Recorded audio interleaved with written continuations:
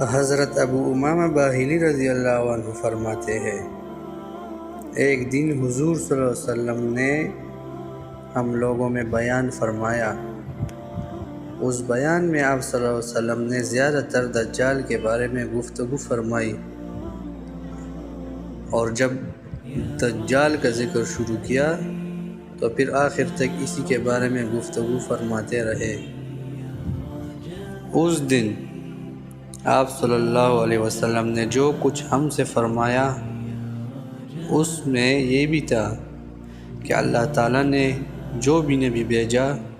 اس نے اپنی امت کو دجال سے ضرور ڈرایا،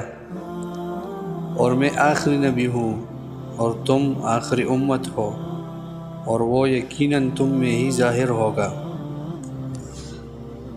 اگر میں تم میں موجود ہوا اور وہ ظاہر ہوا تو میں ہر مسلمان کی طرف سے دلائل سے اس کا مقابلہ کر لوں گا، اور اگر میرے بعد تم لوگوں میں ظاہر ہوا تو پھر ہر آدمی خود اپنی طرف سے اس کا مقابلہ کرے، اور اللہ ہی ہر مسلمان کا میری طرف سے خلیفہ ہے۔ اور دجال عراق اور شام کے درمیان ایک راستے میں ظاہر ہوگا، اور دائیں بائیں لشکر بھیج کر فساد برپا کرے گا۔ اے اللہ کے بندو، جمع رہنا، کیونکہ پہلے تو وہ کہے گا میں نبی ہوں، حالانکہ میرے بعد کوئی نبی نہیں آئے گا۔ پھر وہ کہے گا میں تمہارا رب ہوں، حالانکہ مرنے سے پہلے تم اپنے رب کو نہیں دیکھ سکتے، اور اس کی دونوں آنکھوں کے درمیان کافر لکھا ہوا ہوگا جسے ہر مومن پڑھے گا۔ لہٰذا تم میں سے جو اس سے ملے وہ اس کے چہرے پر تھوک دے اور سورہ کہف کے شروع کی آیتیں پڑھے۔ وہ ایک آدمی پر غلبہ پا کر پہلے اسے قتل کرے گا، پھر اسے زندہ کرے گا، لیکن اس کے بعد کسی اور کے ساتھ ایسا نہیں کر سکے گا۔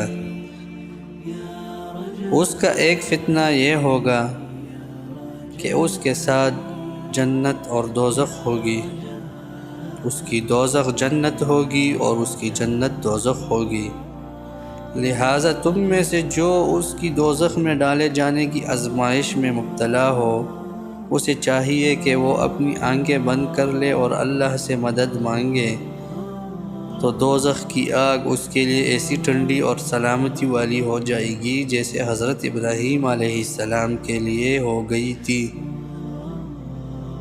اس کا ایک فتنہ یہ بھی ہوگا کہ وہ ایک قبیلے کے پاس سے گزرے گا، وہ سب اس پر ایمان لائیں گے اور اس کی تصدیق کریں گے،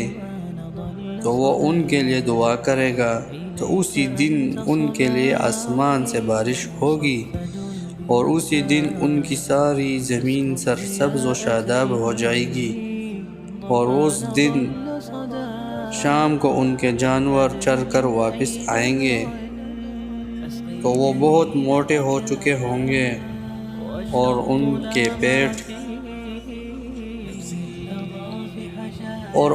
کے پیٹ خوب بھرے ہوئے ہوں گے، اور ان کے تنوں سے خوب دودھ بہہ رہا ہوگا، اور وہ دوسرے قبیلے کے پاس سے گزرے گا اور اس کا انکار کر دیں گے،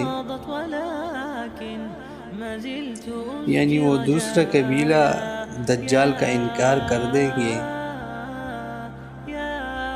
اور اس کو جھٹلائیں گے، تو ان کے خلاف بد دعا کرے گا، جس سے یعنی اس قبیلے کے سارے جانور مر جائیں گے، اور ایک بھی جانور ان کے پاس نہیں رہے گا۔ اس دنیا میں وہ کل 40 دن رہے گا، جن میں سے ایک دن 1 سال کے برابر ہوگا، اور ایک دن 1 مہینہ کے برابر ہوگا، اور ایک دن 1 ہفتہ کے برابر ہوگا، اور ایک دن عام دنوں جیسا ہوگا، اور اس کا آخری دن سراب کی طرح بہت مختصر ہوگا، اتنا مختصر کہ آدمی صبح مدینے کے ایک دروازے پر ہوگا اور دوسرے دروازے تک پہنچنے سے پہلے ہی شام ہو جائے گی۔ صحابہ رضی اللہ عنہ نے عرض کیا، یا رسول اللہ،